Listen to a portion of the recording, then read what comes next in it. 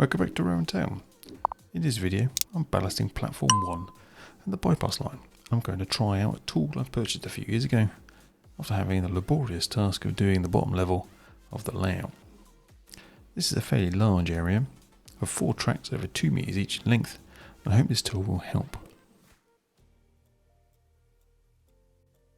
I'm using some Dowpal light grey ballast, which is some Gauge Master ballast mixed in also. To be honest, they look the same to me. The tool I'm using is from Bexhill West, and if you find this of interest, then please do check out their website in the show more notes, or you can take a note of it here in the infographic.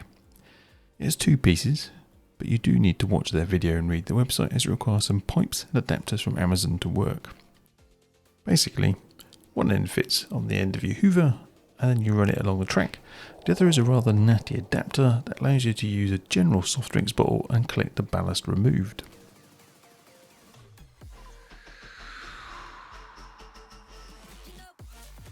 One of the first tasks I had to do was to add the catch pits. Luckily I found I'd already purchased 2 packs from Scale Model Scenery, and I just had to paint the grids a nice shade of blue. Whilst I waited for those to dry, I placed them in their locations and proceeded to cut the foam so I could put them in place and glue them later on.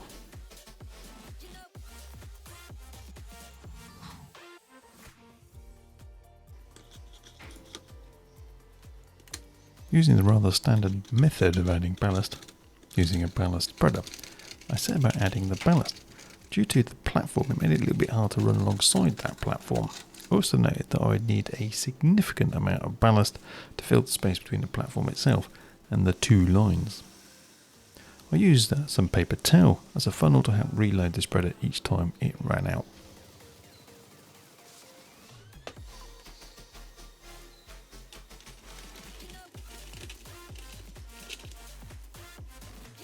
Probably not the best example of laying ballast using such a tool. One thing I found, as my DCC Concepts foam track bed is 5mm high, the catch pits were being overwhelmed by the ballast, so I decided to raise them all by about 2mm using some offcuts of grey 1mm card glued together.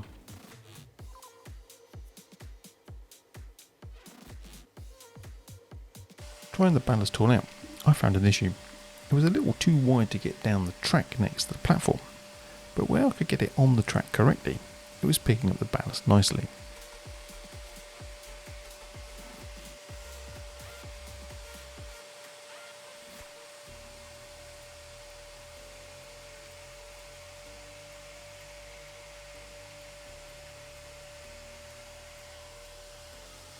On the bypass line, as I like to call it, you can see that it's picking up the ballast.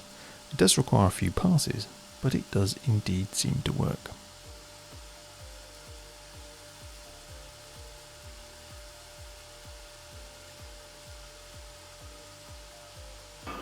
Hope you can see the Coke bottles actually reclaimed a load of the ballast. Hopefully you can see the back here. I struggle because one platform's in place and the little adapter isn't small enough to go in, but here, hopefully you can see this, the ballast has gone in and it has removed a nice even layer without me having to do anything at all. For the bypass line it works well, but a fair amount of manual fettling using a brush and a screwdriver handle to tap the tracks to vibrate some ballast around to get the final results.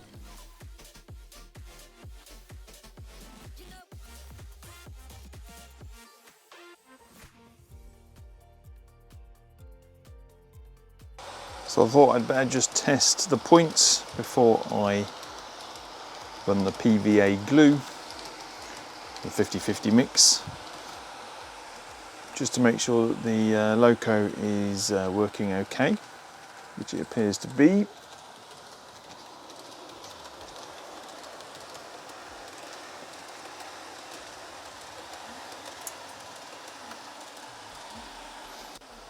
I've just set the points to bypass the platform, make sure that all the ballast is out of the way of the points and that the 800 runs across them nicely.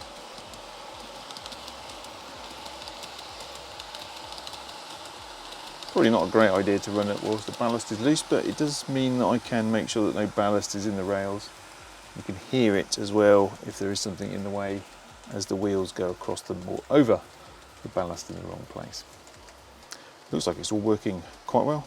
Time to now glue it all up. Hopefully you can see that the catch pits there look much nicer now they've been raised up. I'm very pleased with those.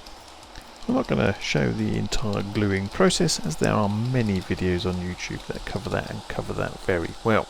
Anyway, if you have enjoyed this video, then please do hit the like button. If you're not a subscriber, please do subscribe. Hit the notification bell to get emails when I post the next video. And thank you very much for watching. Bye for now.